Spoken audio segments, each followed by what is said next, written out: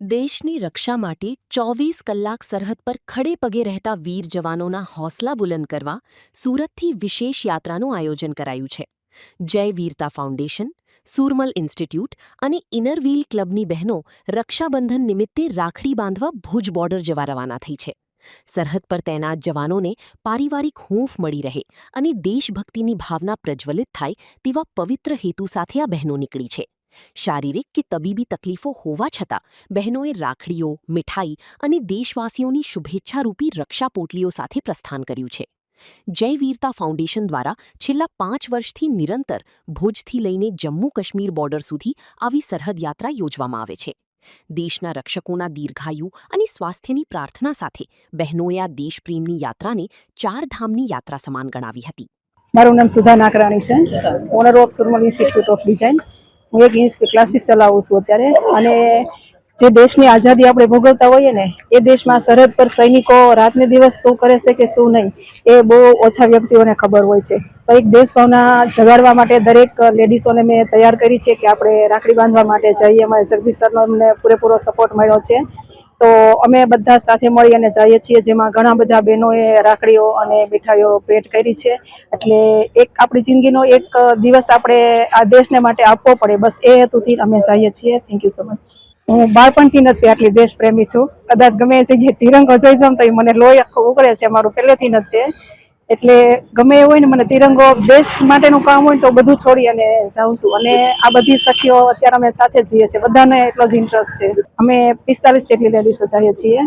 અમે ભુજ 0 બોર્ડર પર જવાના છીએ. જય હિન્દ, વંદે માતરમ.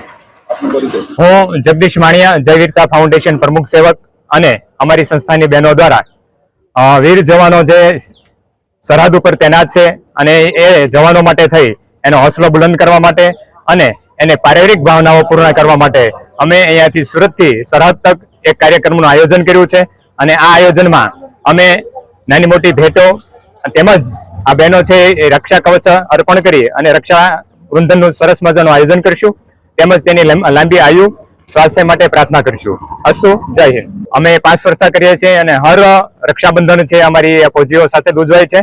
પણ અમે ત્યાં જઈએ પણ એને એક પારિવારિક ભાવનાઓ પૂર્ણ થાય છે અને એ લોકો એટલા બધા ખુશ થાય છે કે અમારી બહેનો નથી આવી શકી, પણ આ ભારત દેશની જે બહેનો છે અમારા રક્ષા માટે અહીંયા પહોંચી છે એ ઉપર ખૂબ જ પ્રાઉડ કરે છે અને એને ફરજ કરવાની અને નિષ્ઠાથી એને કર્મ કરવાની ખૂબ જ. આમ તો ભુજથી લઈને જમ્મુ કાશ્મીર સુધીની બધી જ બોર્ડરો લઈ લીધેલી છે. મારું નામ જગદીશ લોકી, નીલમાધવ ઇમ્પેક્ટ, જય વીરતા ફાઉન્ડેશનના ભાઈ જગદીશભાઈ અને એની પૂરી ટીમને હું ખૂબ શુભેચ્છાઓ આપું છું. કારણ કે આટલા ક્રિટિકલ સમયમાં બધાને કિંમતી સમય કાઢી અને બોર્ડરે એ લોકો તો આપણા માટે ખૂબ જ અગત્યનું કામ કરે છે, આપણા જે જવાનો. પણ એના માટે કામ કરવો ને એ પણ ખૂબ જ અગત્યનું છે. એટલે હું ખૂબ પૂરી ટીમને ખૂબ જ અભિનંદન આપું છું અને ભારત માતા કી જય કહી અને મારી વાતને વિરામ આપું છું. મારું નામ મમતા લીયા છે. આજે અમને જે સુવર્ણ તક મળી છે કે જ્યાં સરહદ પર અમે જઈને આજે અમારી બધી સાથે ફ્રેન્ડો જઈએ છીએ. જે તક આજે અમે આર્મી મેન માટે જઈએ છીએ કે જે 24 કલાક અને પૂરા 365 દિવસ પોતા સરહદો પર આપણા દેશ માટે જે રક્ષણ કરે છે, આજે અમે એની સહારણા કરવા માટે અમે બધી બહેનો આજે રાખડી બાંધવા જઈ શકીએ છીએ. એમની બહેનો તો એમના સુધી નથી પહોંચી શકી, પણ આજે અમે એ તક અમને ભગવાને આપી છે. તો સેલ્યુટ કરીએ છીએ અમે તમામ જે રક્ષણ કરે છે એ સંરક્ષણના તમામ હોદ્દેદારોને. અને આજે અમને સરસ મજાની તક, સુવર્ણ તક એ સુધાબેન નાકરાણી તરફથી મળી છે. તો આજે જે દેશ માટે આપણે તો કંઈ નથી કરી શકતા, પણ ભગવાને આજે અમને સરસ મજાનો મોકો આપ્યો છે. તો અમે આજે એ રાખડી બાંધીને એ ભાઈઓની રક્ષા કરવા માટે તત્પર છીએ. So thank you so much કહેવા માંગીશ ઓલ ફ્રેન્ડ્સને. સુરતની બહેનોને એટલું કહેવા માંગીશ કે આજે જે તમામ ફ્રેન્ડો આવી છે ને, એને કાંક ને કાંક મેડિકલ ઇસ્યુ છે, છતાં પણ એ લોકો દેશ માટે આજે આવ્યા છે. તો સેલ્યુટ છે હર મેમ્બરને કે જેને પોતાની 17 મેડિસિન લે છે, પણ એને કીધું કે નહીં, ભગવાને અમને સરસ આ મોકો આપ્યો છે.